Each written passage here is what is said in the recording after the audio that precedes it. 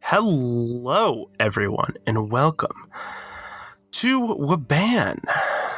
I am your host, Nim, and today I am joined by Aman. I honestly can't remember anything that he said. We must equalize the world or something. I don't know.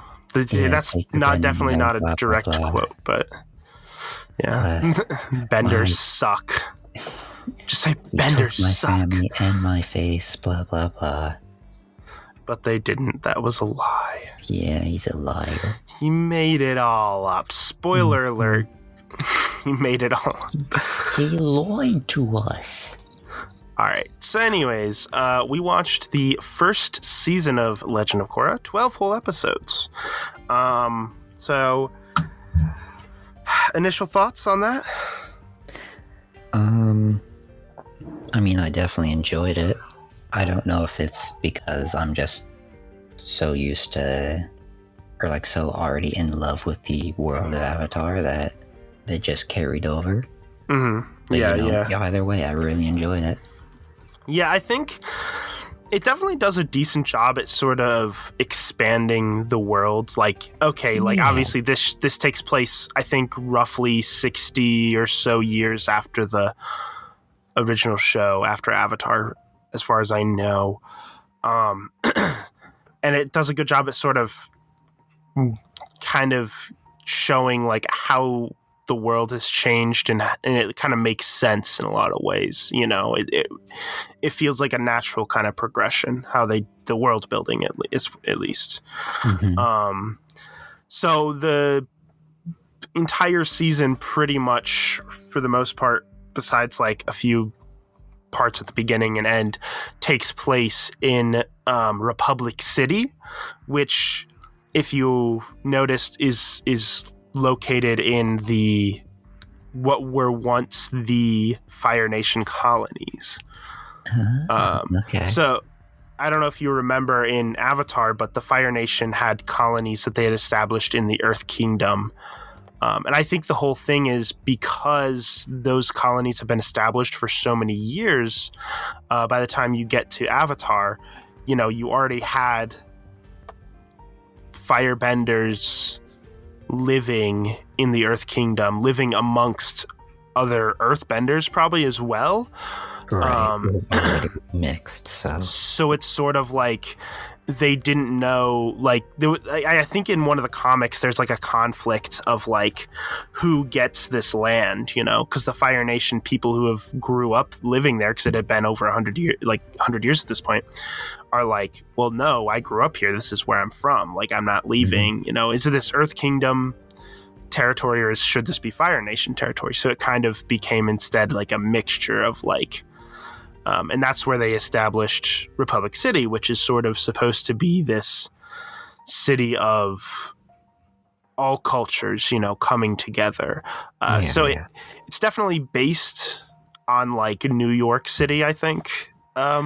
Yeah, I remember them mentioning boroughs and stuff like that. I was like, oh, it's yeah. Right, and New York City is very much like a big cultural mix kind of thing too, you know? Right. Like that's the whole kind of thing with, at least the origins of New York City was like, it's the, you know, it was where a lot of people settled down from all over the world, a lot of immigrants from all over the world, and it's kind of, you know, so they're kind of going for that idea, which I thought was actually really cool and was a really interesting setting. It's very different from Avatar, which is good. It didn't try to just kind of redo the same thing that made Avatar good. It tries to. It expands the world in a way that makes sense, but it also tries to tell its own story and do its own thing at the same time, which I think is done pretty well, at least in this season. I mean, immediately, the first time you see Korra, she's spewing fire, rocks, and water all over the place. It's like, oh, yeah. You're like, it's not going to be another journey of finding teachers and learning. Yeah. Right, exactly. And her personality is also like literally opposite of Aang. Mm-hmm. She's very aggressive and abrasive and like ready to Direct. punch people whenever. Yeah. Which is why she struggles so much with airbending. Yeah, so they do a lot to sort of really differentiate this from Avatar, which I think is really nice. Like Avatar was very much a show about a journey type of show where it's like they're constantly traveling from place to place, right? This, it's all kind of set in the same setting for the whole season, pretty much. So it's a very, very different vibe, and the characters are older too. So it's not, they're not. I don't know the exact age of the characters, but I'm guessing closer to like 17, 18, somewhere in there. I don't know for sure. There is definitely an official thing of what their ages are somewhere. I just don't know. We just don't know. It's somewhere around that. Like, even the difference in not just location, but like, I don't know, technological advancement, I guess, specifically. Because they still have bending. They don't need anything. Like, they could have just gone on with bending and just utilized it in different ways to advance, but they also advanced technology like you would expect, and they incorporate bending into it. So, like, there's the one scene where the firebender guy is... Mako. Mako is taking lightning in a like power plant or a factory or whatever it is and directing it to as factory work. It's like, that's reasonable for it a makes cultural sense. advancement. Right. Yeah, there's that. And another interesting thing, I don't know if, like, you notice, like, so one of the guys who's, like, one of the leaders in these new technological advancements, why can't I remember his name? Asami's dad? Sato, I think? Yeah, the Sato mobile. Yeah, Sato, he's, the fact that the guy who's like created a lot of these new inventions, the fact that he's also a non-bender in a way makes sense, because it's sort of like this idea of like, oh, the non-benders are trying to find ways to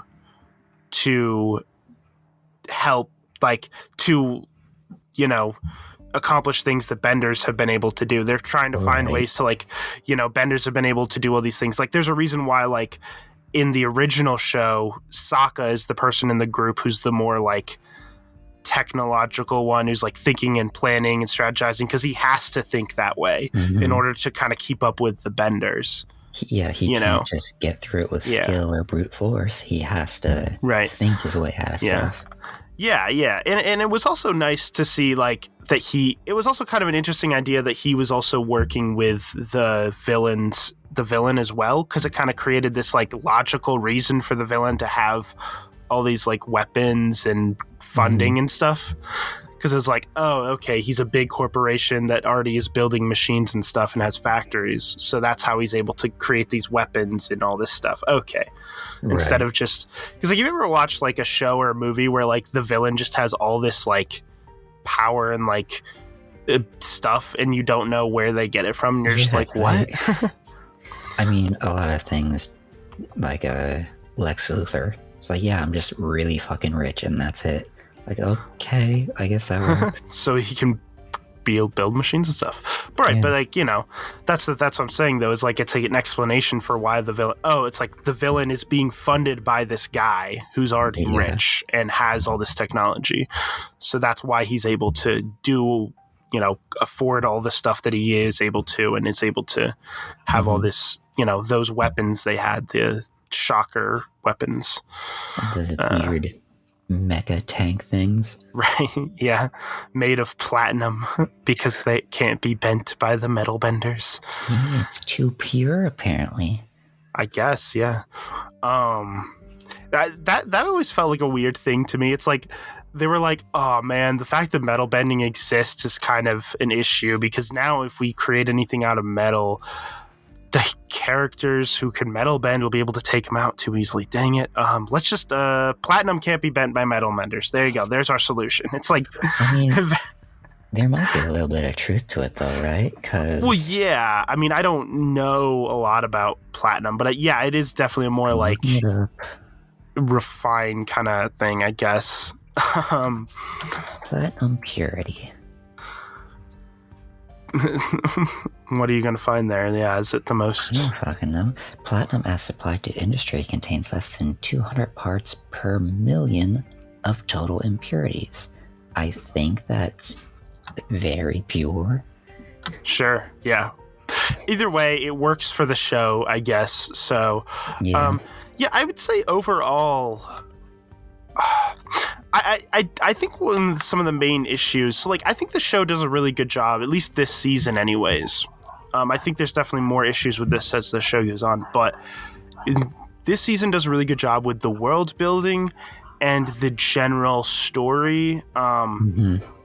But I think where some of the issues come in for me, anyways, is a lot of like characters and just I feel like some of the characters aren't as strong or interesting as they could be. Like, I fully understand what you mean. like Korra is fine as a character, I think. I fucking love Korra. She's awesome. Like, I'm a sucker yeah, for a strong female lead. and she has a good character arc to go through because she's a little too aggressive and too like headstrong. Doesn't know how to like. She's like try to solve everything with her fists, kind of type of person, right? Yeah, and the whole plot of her like her first time being scared of something, Yeah, and like slowly overcoming it. yeah.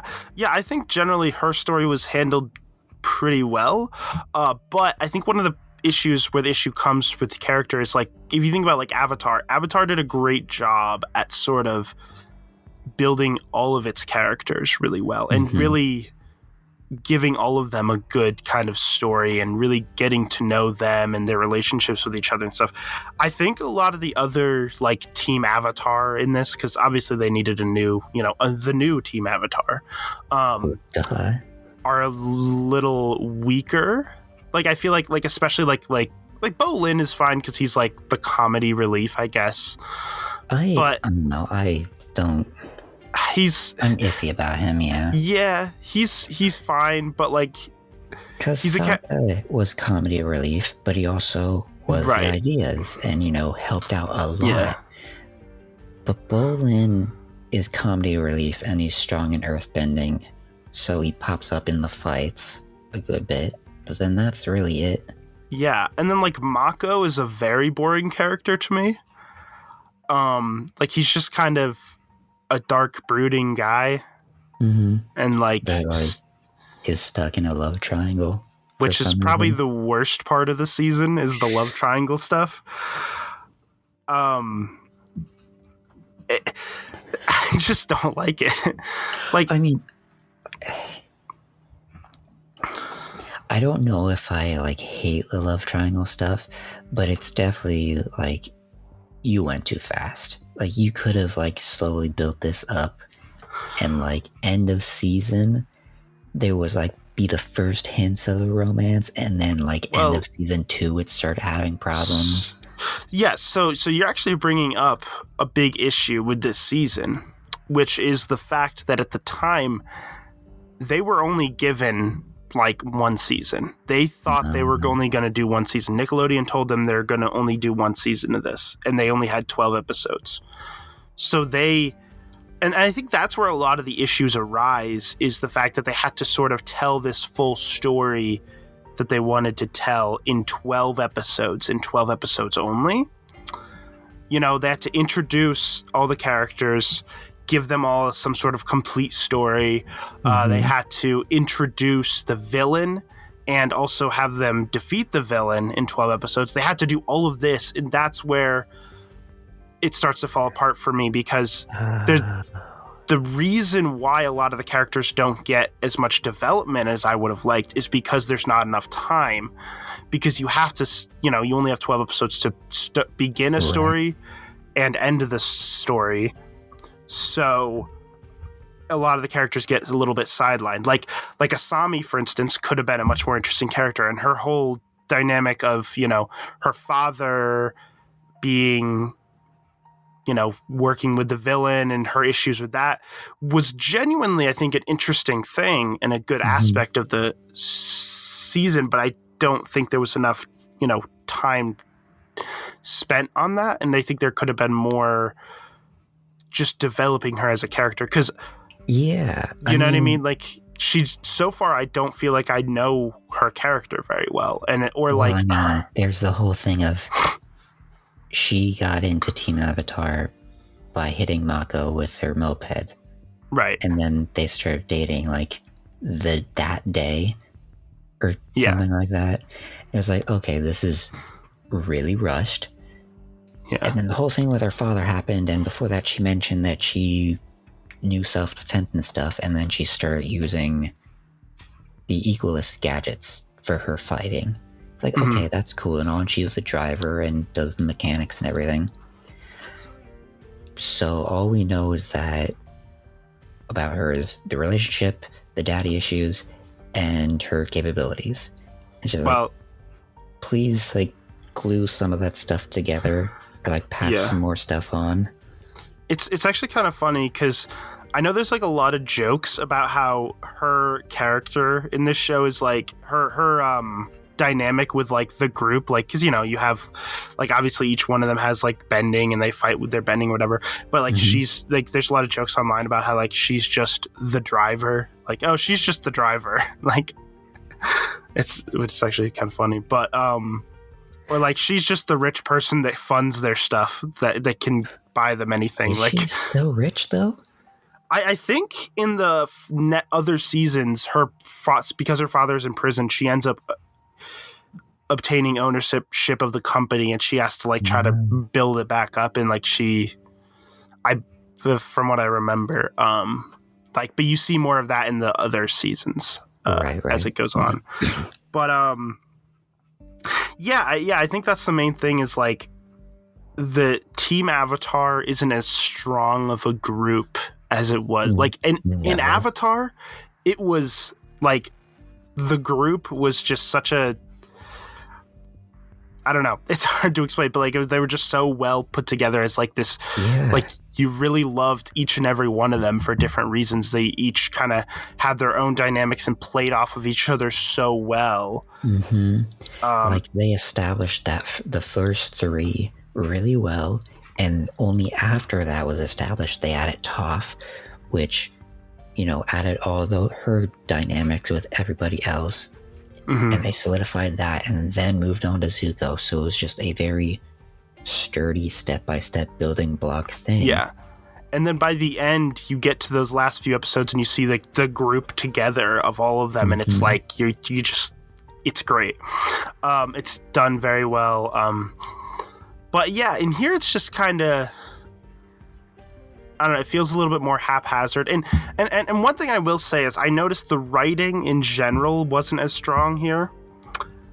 And I think another reason people have pointed out is, and I agree is probably part of the reason for that, is that the guy who was the head writer of Avatar, Aaron Ehatz, whatever, I think something like that. He did not come back on to work on Korra. So like the two main creators are still working on it. Okay. Still did Korra. Mike and Brian. Yeah, those are their names. Brian Konietzko, Michael Dante DiMartino. Yeah, those two still are the creators, but they didn't have the same head writer.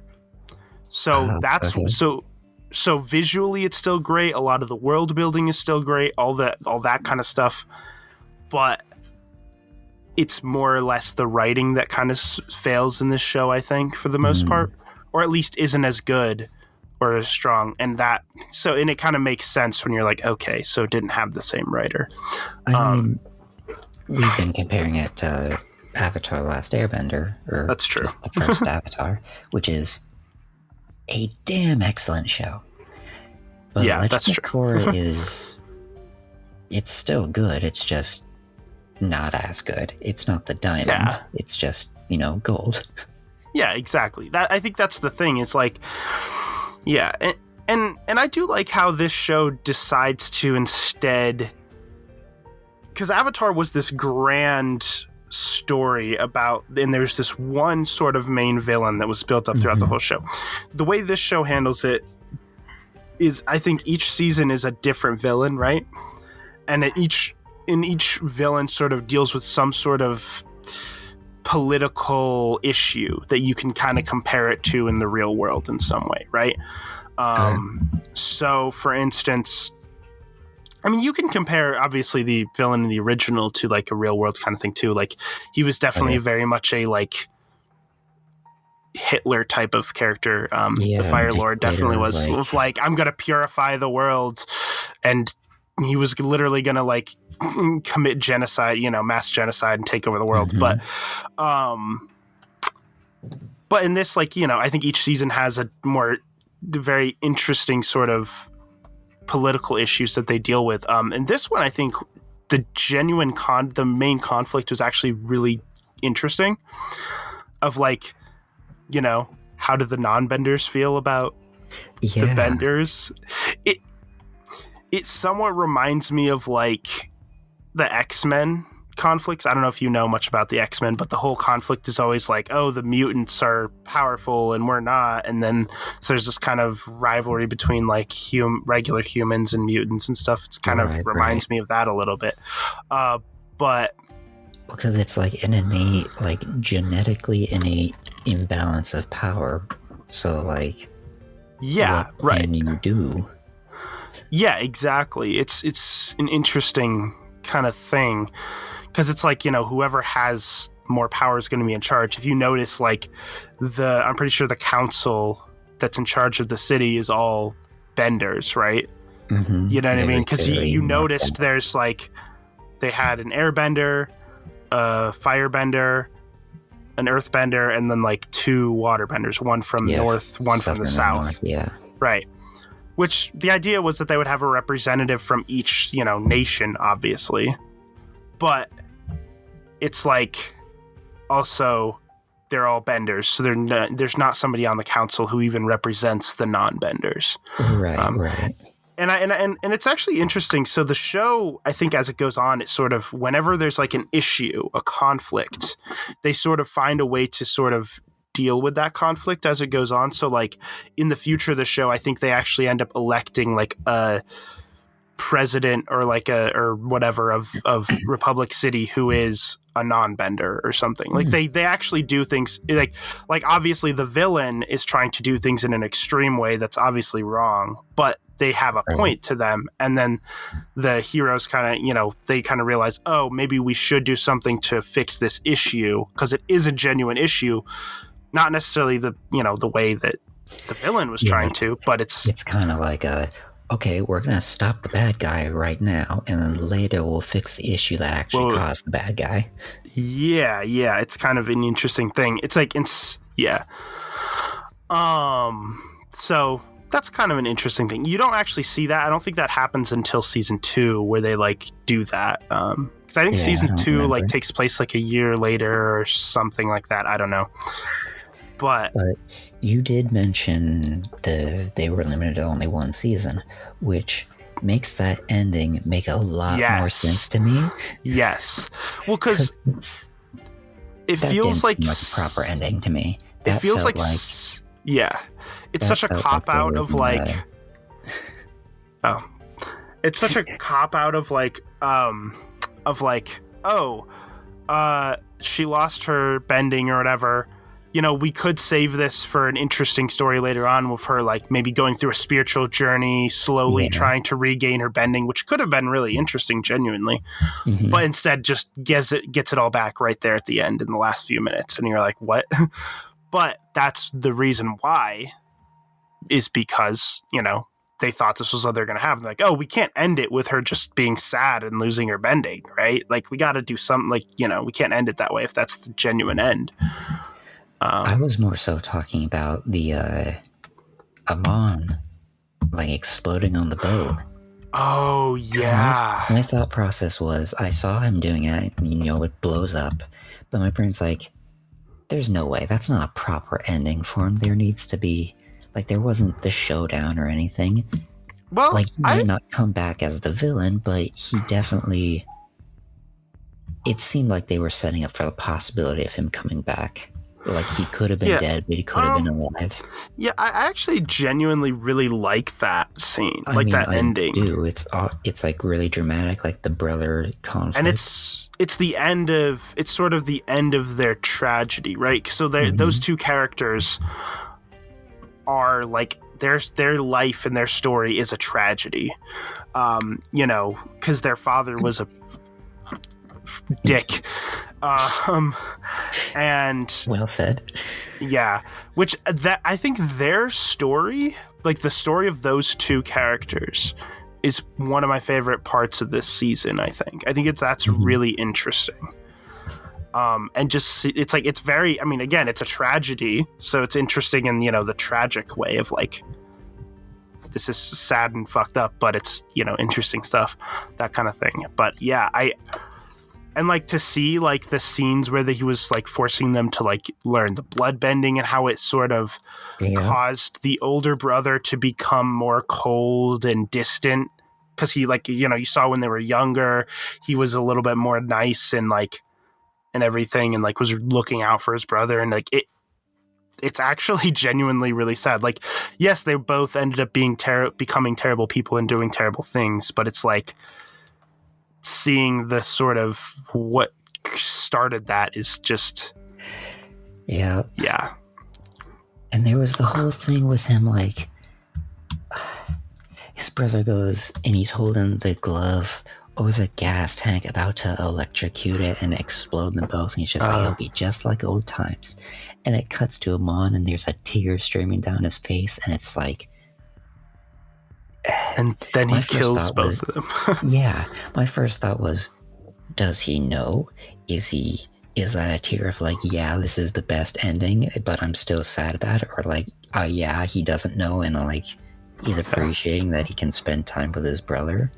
Like, yeah, it's because you get the sense too that like he genuinely is like, you know what? Well, let's leave everything behind this. Like, we don't need to try to take over the world anymore. We don't need to try to do any of that stuff. We're just going to go and live our lives together. Like, and you get this genuine sense of like, yeah, you know what? They're over their evil deeds. They're not doing that anymore. They're going to genuinely try to just, live life together. But then so it makes it even sadder, because it's like, I don't know, that's just a very like intense scene. Like, yeah, I think this season might have the best villains of the whole show, if I remember right, because I genuinely really liked both of the villains of Tarlok and Amon. I don't know. I mean, I like their contrast to the Fire Lord, because the Fire Lord was this like ever-present entity that was slowly closing in. Yeah. It's like, oh, it's getting closer. We have to be ready by this time. But these guys are just, we plot and you just can't keep track of us. Yeah, it's a perfect sort of way to differentiate it from the predecessor. It's not trying to be another Avatar, The Last Airbender. It's continuing that world, but trying to do it in its own way. Yeah, same world, same ideas, but new people, new conflict, new story. There's actually a really interesting aspect when you think about this, so if you think about it, imagine Korra and Aang traded places. Imagine Korra was the Avatar during the conflict of the original show, and Aang was the Avatar during the conflict of this. Korra would have honestly been much better at handling that conflict, the original conflict. Yeah. And Aang would have been much better at handling this conflict, because Aang is more the thoughtful one who's going to think things through and like try to, because there's more of an interesting political thing going on rather than just straight up gotta fight a bad guy, right? Yeah. So it's sort of, but because they're, you're taking the character and putting them in a situation that's like so against who they are, and they have to sort of really grow as a character in order to handle this situation. Aang at the beginning of the show was very much, avoiding the situation. He doesn't want to fight. He's very peaceful. He doesn't want to fight. But that's the only way to solve this conflict, is to fight the Fire Lord. He has to do that. That's right up Korra's alley. Right. That would have been right up Korra's alley. Like, Korra, if that's what she was told, like, here's how you got to solve this conflict. You got to fight the Fire Lord. She would have been like, yeah, let's go learn these elements. I'm going to go kick this Fire Lord's ass, Yeah, I imagine that they would have told her she's the Avatar too early, and she would have been like, oh, cool. Awesome. Let's get the training. And she would have picked it up right away because she already knows 3 elements practically. The whole frozen in ice for 100 years thing wouldn't have happened. You know what I mean? Exactly. Like, she could have prevented the whole thing from happening. Yeah. But because, those kind of are swapped to the way they actually are, it makes the stories much more interesting, because it's, they're dealing with a conflict that they're not necessarily ready for. Because, again, Korra is ready for any conflict where she's just like, show me the bad guys, I'm going to take them out. Mm-hmm. But then all of a sudden it's difficult. She's like, wait, who is the bad guys? Oh, then like Tarlok is like kind of a bad guy, but he kind of sneaks up, and then you're like, what? And then like, it's just more, So it definitely makes it more interesting. I would have like got there, seen everything, just like, okay, I can figure this out. I'm gonna talk to everybody and actually, like, what's the spiritual problem in this? And then right, different. Well, because you notice in the show, she's like, I've never connected to my past lives. Aang did it when he was 12. Well, 112 technically, but physically 12. Aang like went into the Avatar state to save him from, to freeze himself in the ice, right? So it's like really early compared to Korra. Did Korra even go into I don't think Korra even went into the Avatar state in this. I think, no, she finally connected with Aang and then her past lives, and I think they forced an Avatar state on her to give her back her bending or something like that. They forced it on her because they're like, oh my gosh, you're not going to get this on your own. Here, we're just going to give it to you. Jeez. I mean, I was really looking forward to that whole plot thing, because my thought process was like, oh, she can still airbend, so that means that the blood bending Amon did is like bending type specific to like lock it, which would mean that she's gonna have to find ways to unlock her other bending, or it could have been a thing like similar with Aang locking the Avatar state on accident, or it could have been they needed to slowly figure out that that's what that meant and go to Katara on a full moon, and she could figure it out like later down the line and fix it.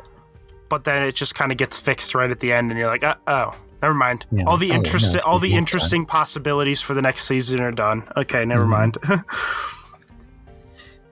It definitely. And again, when you know that this was all they were given was one season, it makes sense why they kind of do it that way. But at the same time, it's a little like annoying, And it's interesting because when you go to the other seasons, you start to notice that the other seasons of the show really aren't connected to the first season very well. Oh. As it goes on, because they were made separately. Like this season was made, expecting only this season. So we'll have to see exactly how that goes as we go on. It's been a while since I've seen it, over a year probably now, but. Were all of the other seasons approved to be made all at the same time? I don't know. I know season 3 and 4 were, but I think they might have been. Oh, okay. But because I think there's something at the end of, in each season that sort of affects what the plot ends up being in this following season for all the other 3, but it's not that way with the first one, so it's kind of weird. But I think I generally like this season. Honestly, I think watching it, I think I liked the season more than I remembered liking it from the first time I saw it. But again, I wouldn't rewatch it as much as I would rewatch Avatar. It's not that level of good, but still interesting. I think the Avatar and Korra both scratch a different itch for me, I think. Avatar's like, this is a great, like, story of a, bunch of kids on a journey, trying to save the world, and that's amazing. Korra's more along the lines of,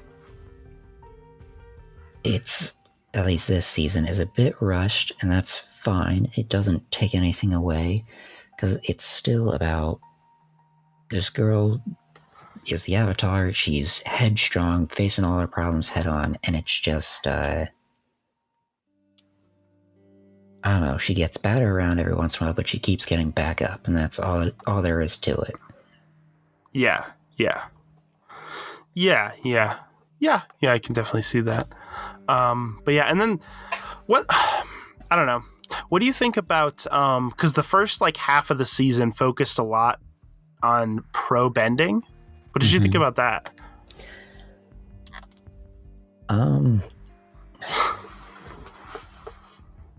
I mean, story-wise, I guess this entire point is to bring the Avatar crew together, right? And then, like, have all that get knocked down with the Equalists.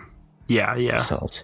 But I definitely enjoyed it just because all the bending and stuff was really cool to look at. Yeah. Although, like, it would, I think pro bending is really cool because it makes sense, in a world like this, that they would make a sport out of bending, right? Yeah. But and one thing it was really fleshed out too. Yeah. They had all like the rules, like, oh, you can only bend stuff in your zone, or the hosing time. It's like, oh, they actually thought this out. Yeah, and like you're not allowed to use ice or whatever, and like there's like different things. Yeah, no, it's definitely cool. Although one thing that confused me, and I, this isn't just a problem in this. This is a problem in like I think all of just this world in general. What are the exact physics of fire in the Avatar universe? Because like fire is like straight up knocking people back in pro bending, like pushing them into water. I'm like, fire doesn't have the same level of substance as like fire doesn't have substance like earth and water does. It's like technically fire doesn't have substance at all. It's just energy. Right? Or heat and like energy or whatever. So like, how are you just pushing people back with fire? And also, how are they not getting burnt? Oh yeah, that's always been a problem with this. Oh no, it has. Nobody ever gets burnt besides Guitar that one time somehow. And Zuko. Oh. And that woman that Zuko talked to. In the one season, in the season 2.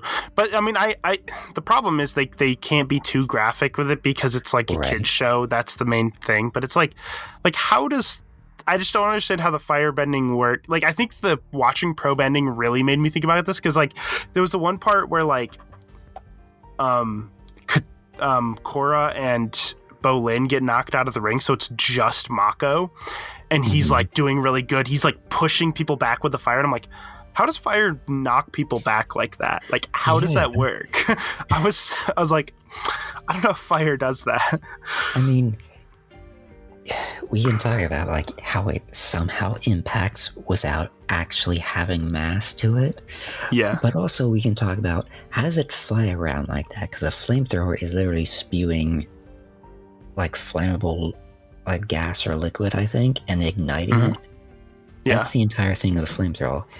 The flames aren't being thrown. It's throwing flammable crap that the flames are on. But firebending just shoots the fire. So somehow they are just determining that, oh yeah, this fire right here is going to fly through the air for some reason. Even though it actually isn't burning anything. It is just in the air. Yeah. It has no fuel. It's always been kind of weird. But, although I do like how they adjust, like, some of the... So, obviously, in the original show, each sort of bending style had its own sort of fighting style that went with it. But they kind of, like, modernize it in a way. Like, when they're doing the pro bending, their fighting style is more like like a boxing match or something where he's like especially like the earthbending, he's like he throws like a 1-2 punch like, and they're like doing the like light on your feet kind of move. So it's like it kind of adjusts the fighting style for like the time period and like the setting and stuff. I mean, which like naturally things like that would change as time goes on, so it makes sense. Like compare it to Toph's style where it's just take a stance, dig in, and you ain't moving from that spot no matter what they do to you. It's just like I'll hip a hop around the arena, and then he's like throwing punches, and in the same instant take the punches. Yeah, he's literally in order to throw his like discs and stuff, he's throwing like actual punches you would throw in like boxing or whatever, which is kind of cool. Yeah, it's very interesting.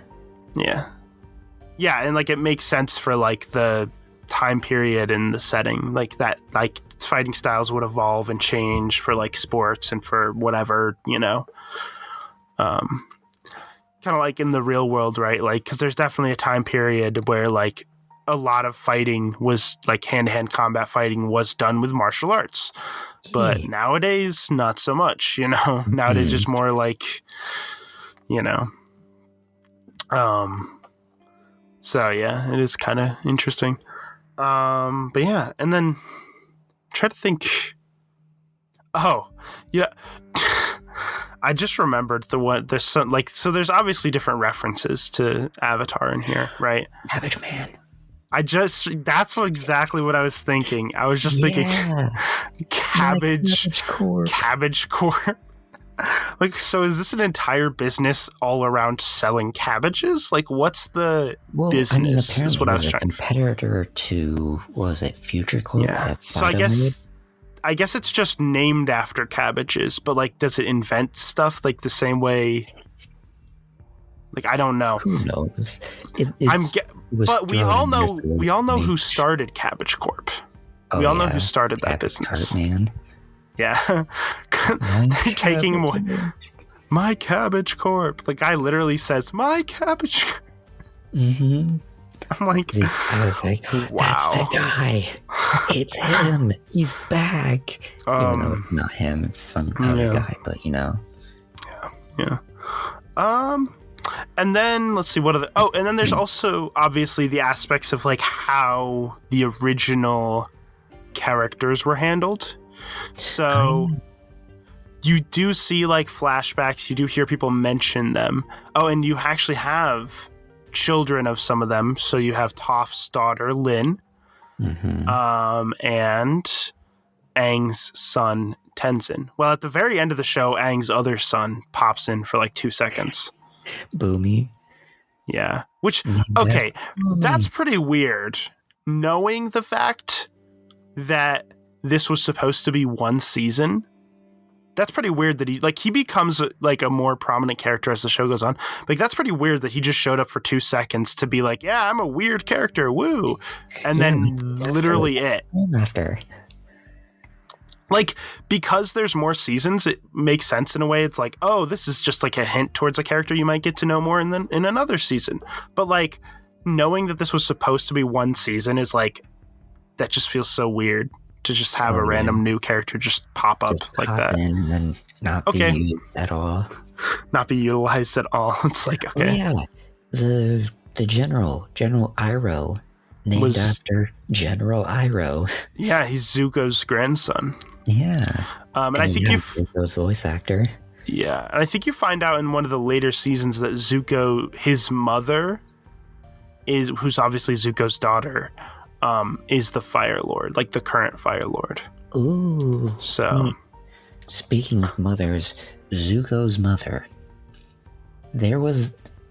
Yeah, in the first episode, she's like, whatever happened to Zuko's mother? And then she's about to tell the story, but she gets interrupted and then doesn't. I'm like, they're really pushing the idea that you got to read the comics to find out. You gotta. Yeah. It's like, oh, you want to know? Nope. Don't know what happened to Zuko's mother. Just teasing us. I'm just like, what? Another funny little thing. So you know the like other pro bending team, the one who's like the champion, the running champions or whatever. the wolf bats. The one guy kept calling her the Avatar. Oh, yeah. And I'm like, are you making fun of the last Airbender movie? Because he literally says Avatar in that movie. Mm-hmm. They literally say Avatar in the movie. Because this show, I think, came out like a few years after that movie. I'm pretty sure. I remember seeing that movie way before.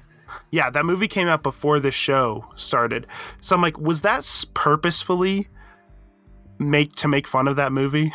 Oh, I mean, it's either one or both of these things. Either it's making fun of the movie, or it's the character making fun of Korra, or both. Well, yeah, it's definitely like in the world of the movie, it is the character making fun of Korra. Like he's just being like Avatar, pronouncing it wrong on purpose to be like a jerk or whatever. Mm-hmm. Like obviously within the world of the movie, or of the show, that's what it is. But like, was it also the creators trying to make fun of that movie?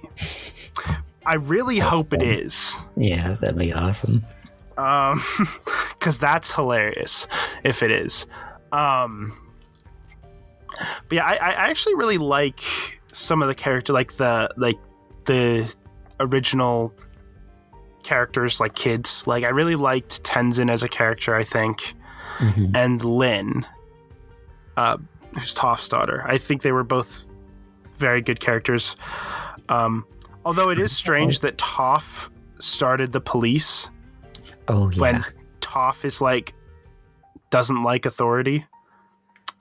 It's a little weird. So I'm going to become the authority.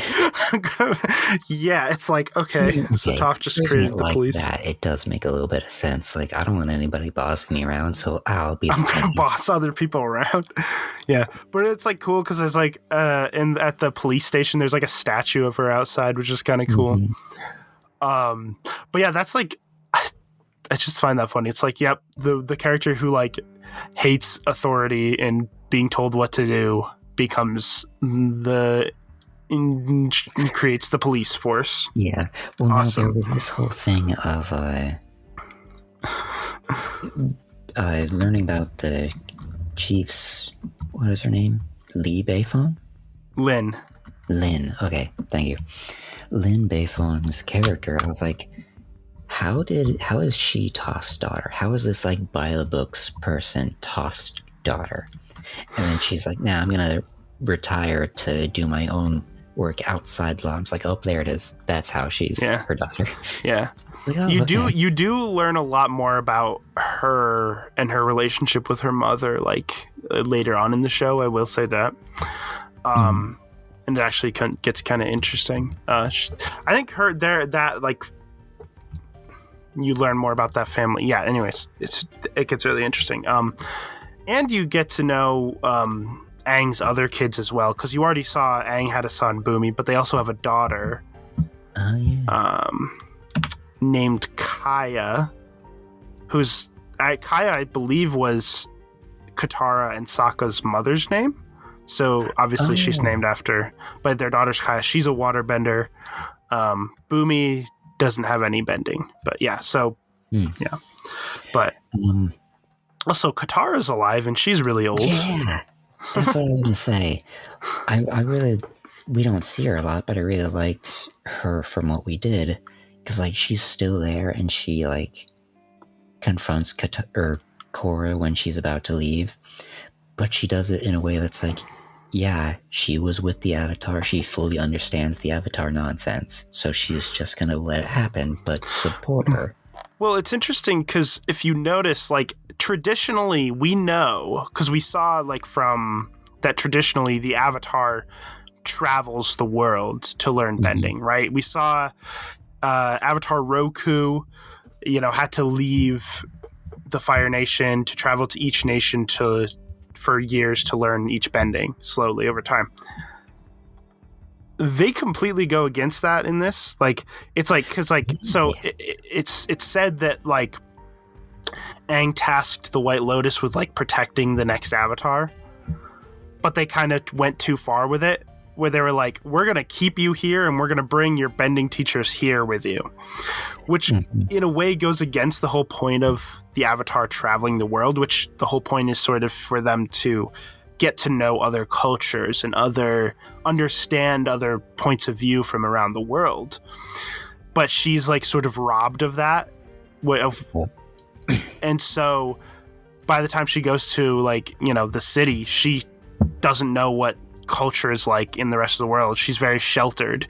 And that kind of is, you know, so like when she, you know, first goes to the city, she's like, she stops and she's like, oh, can I have some of this food? And the person's like, oh, that costs this much money. And she's like, oh, can I have some anyway? Like, she doesn't understand how society works outside of, you know, her little Southern Water Tribe. I think she's from the South. Yeah, that's right. From a little like Southern Water Tribe village where she's pretty much imprisoned. Then there's like the whole thing of but what was I gonna say? Oops. But what I was gonna say on that was too, though, is like Katara lets her go because Katara understands that that's something the Avatar should be allowed to do. Right. Is like travel the world. She was there. She traveled the world with the Avatar, you know. So I think that's kind of interesting that she's like, yeah, you should go. Yeah. What I was gonna say though, Iroh, like Uncle Iroh would have never let like the White Lotus get to that point. And it's such a weird contrast because the White Lotus was this like very secret society that only wanted to protect balance in the world, and that was it. And now it's a much more hands-on and a common thing, it seems, which is very weird. It's a very specific organization now. Yeah, it's interesting how things have like changed, you know. It's like but if you know, it's interestingly enough, like this season we never see what the other nations are like, really. Like we see the Southern Water Tribe a little bit, but we don't know, which they get into this a little bit more in the other seasons in the future. But we haven't seen like what state is the Earth Kingdom in now, what state is the Fire Nation in, the Northern Water Tribe. We don't know any of that yet, so it'll be interesting. Still no war in Ba Sing Se? I want to know. Yeah, what's Ba Sing Se like now, you know? So it'll be interesting when we get into those future seasons to see sort of what the rest of the world is like. But yeah, I think that's, you know, one of the biggest sort of things, just interesting things with like the differences of these shows is like, you know, Avatar was constantly going to new locations throughout the show. In this show, it's like, at least this season anyways, it's like, okay, we're in this location for the entire season.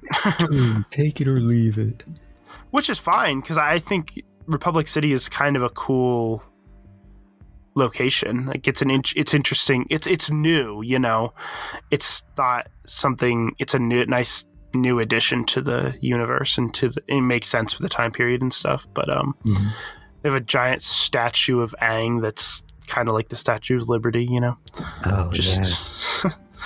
That Amon puts a mask on and then he just put his mask over it, like. Yeah.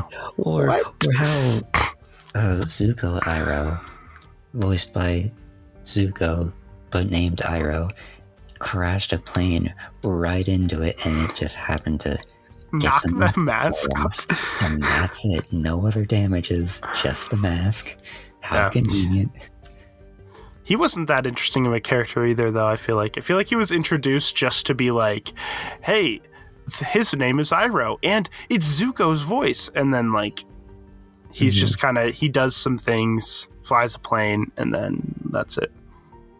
Like, I feel like he wasn't that interesting of a character. I mean, they build him up before you meet him as like, yeah, you know, the military is coming. He's the general that's going to save us. And then they all get blown up. Oh, that's right, Dad. Oh, and then they're like, oh, now Boomy is coming. And then he comes after the conflict is solved. And you're like, oh. Okay. Thanks. You were both useless. But one thing I will say is I think generally the action in this show is done pretty well, too. Oh, definitely. Yeah, it's great. Some of the fights, like I really liked the fight between Korra and Tarlok in where she went into his like office or whatever.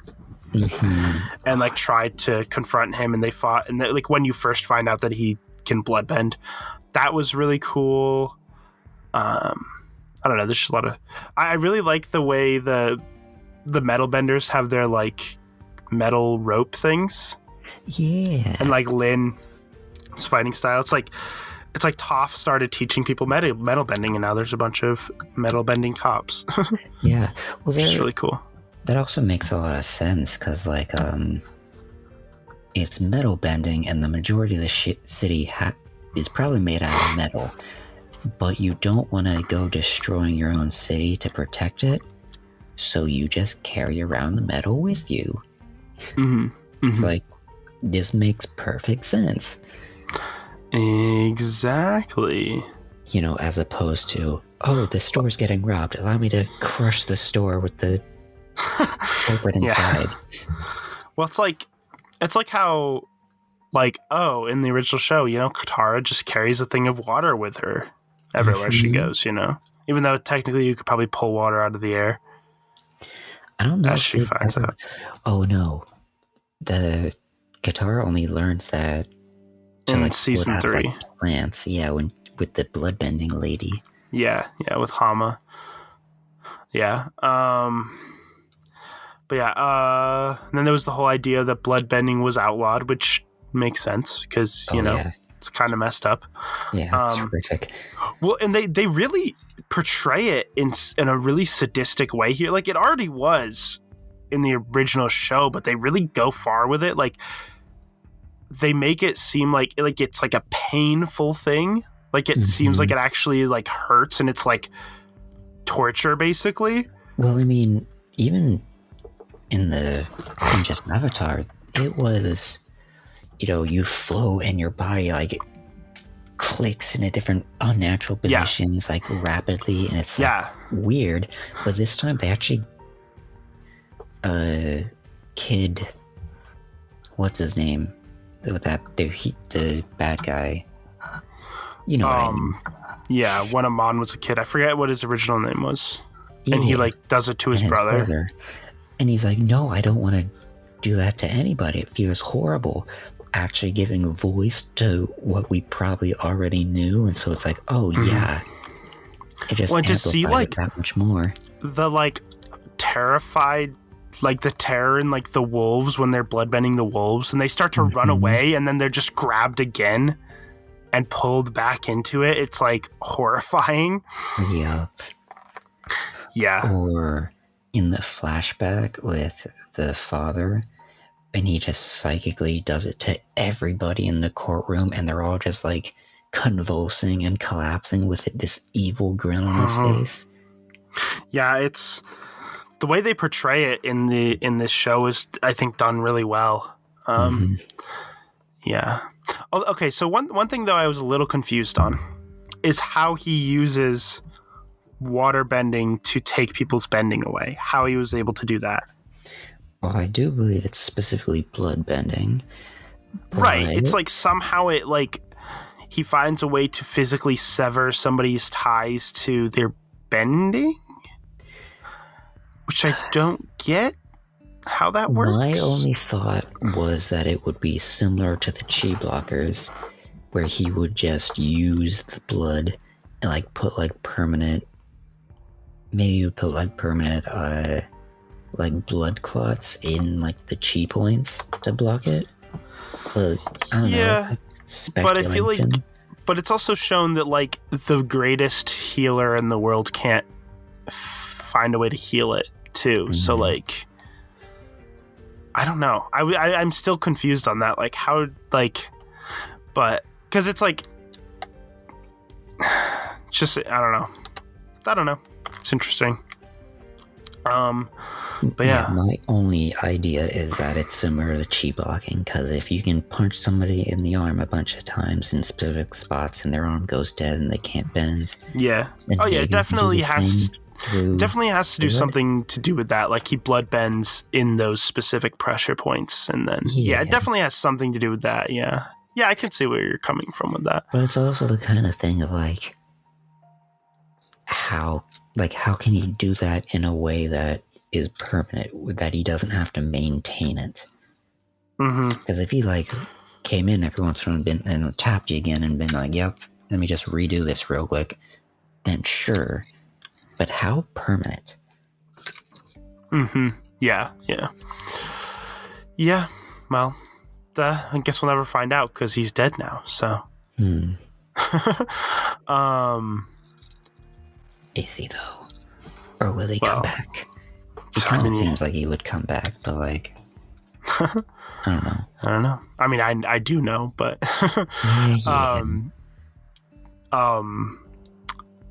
what was I was going to say something, but I don't remember what it was. I actually really like the idea of jumping back. I'm just kind of jumping all over the place. There's no like rhyme or reason to how I think of things.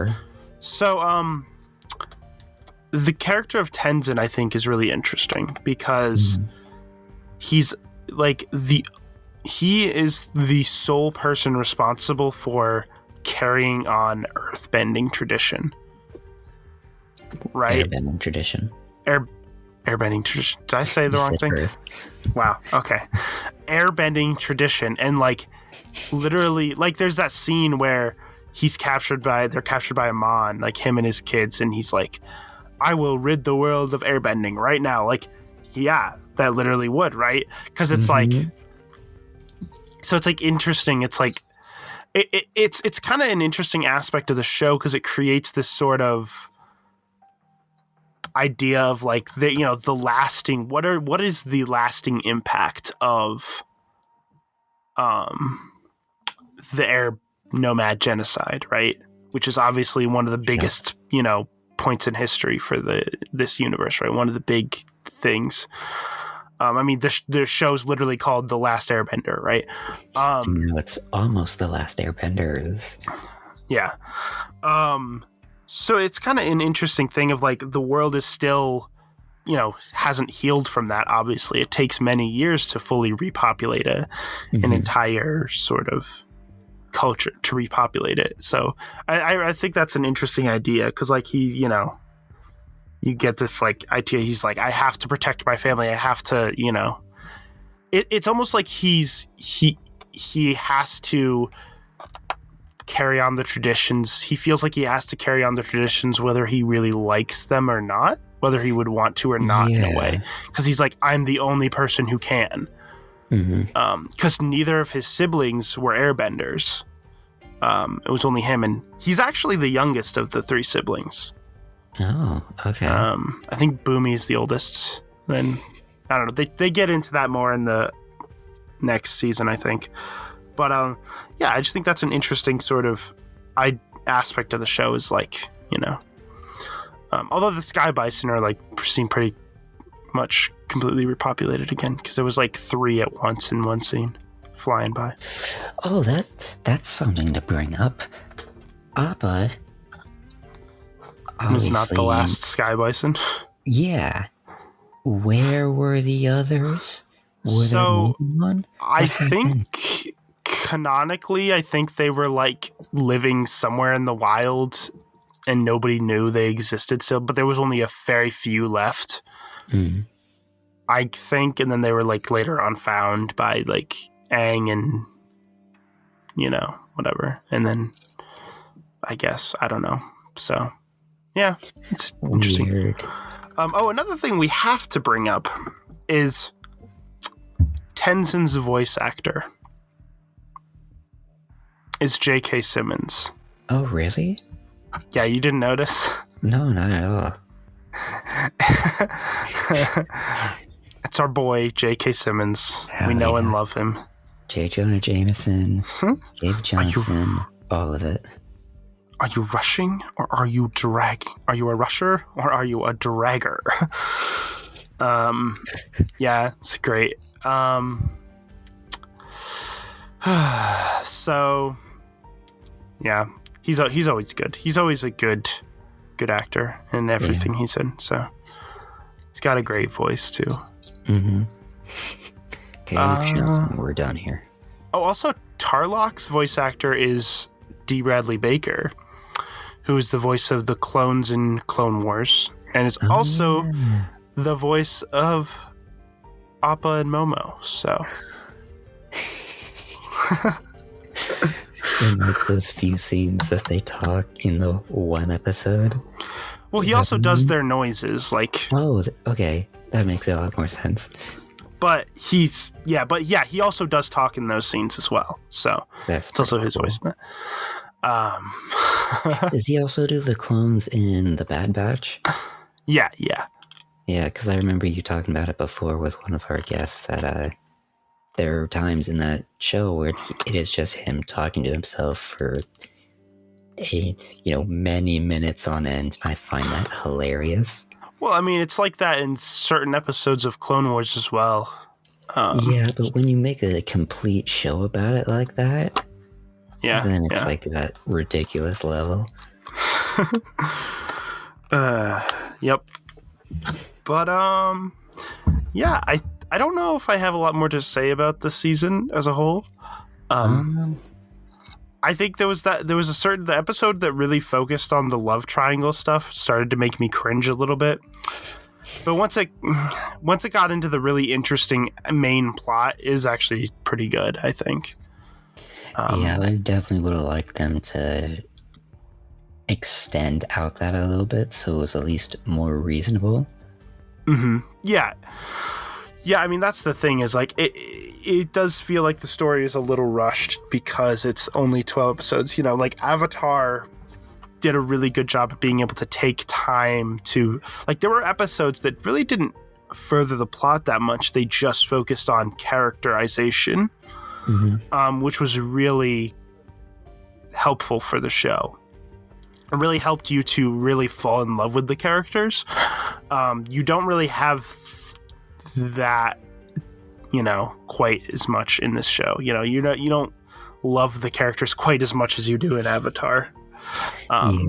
But again, a lot of that's due to they have so much plot to deal with, and the problem and that issue is never really fixed as the show goes on, because the problem is like each season introduces a new villain and then they defeat the villain by the end. Like each season has a completely different conflict. It's not like Avatar where the entire show is the one main conflict. But yeah, in this it's like a new conflict each season. Which is fine, but if the seasons are only like 12 to 14 episodes, you don't have as much time to develop that conflict while also developing the characters really well. Because the problem is you create this large cast of characters. Like there's a decent amount of characters in here. All right. But they can't all get enough development because you have to tell a new story in each season and develop the story. Yeah, I just keep thinking about the three in the Avatar crew. It's like one's comedy relief, one's edgy, and one's pretty rich girl that ran over the edgy one. One's the driver. You told me about that, and I keep thinking, I thought they would be more complaining about that. It's like, no, she's just Mako's girlfriend that tagged along at one point. Well, I don't think she's Mako's girlfriend anymore, though. Well, yeah, but kind of implies that's how that it started, at least. Korra and Mako are together now. I was like so mad at the characters when she was like kissing Mako in that one scene and Bolin saw them. I was like, come on. Her and Bolin were actually getting along really well in that date, and I was like, what the hell, Korra? And Mako. Both of them are dicks. Poor Bolin's reaction where he just he doesn't get mad, he doesn't turn around and storm off. He stands there and starts wailing, crying. I'm just like, no, that's the worst thing you could have done. I feel so bad. Yeah. Poor Bolin. And then Mako finds him in the ramen place, just passed out. He starts talking like he's drunk or something. What? Was he? Maybe he was. I guess. Drunk on it. Maybe he was drunk. They've never talked about alcohol in this universe. Like, what kind of alcohol? I mean, it's a kids show, so they probably shouldn't. But like, what kind of alcohol do they have in this universe? You know? Oh, we completely forgot to mention Hobo Dude and the fact that he can somehow send messages to the military. Yeah, I don't know. That character was so weird. Like, he's just thrown in there, and he's just like, oh, some random hobo dude is now like an important character. Oh, okay, cool. It's like, we got benders and non-benders alike down here. We all get along. Can I have me some of them delicious looking fishies? Oh yeah. It's literally like he shows up for a few seconds in that first episode as a random joke character, and then all of a sudden in the last few episodes he's suddenly like important. And even though you haven't seen him since the first episode, but then why does he have access to like all this stuff? Well, in the first episode he was living in a bush. He really. Was that a lie? Was there like the entrance in the bush? Was that what he meant? I don't know. It's very confusing. Whatever. But yeah, I think overall, if you look at this season by itself, it's very good. I have some issues with just general low levels of characterization for a lot of the other characters, and the love triangle plot was kind of annoying. But overall I actually like it, and again, it needed a little bit more time to flesh it out a little bit, and that would have really helped it a lot. But other than that, I think it was really interesting to rewatch. Any final thoughts? I liked it. Yeah. Korra's a badass. Yeah.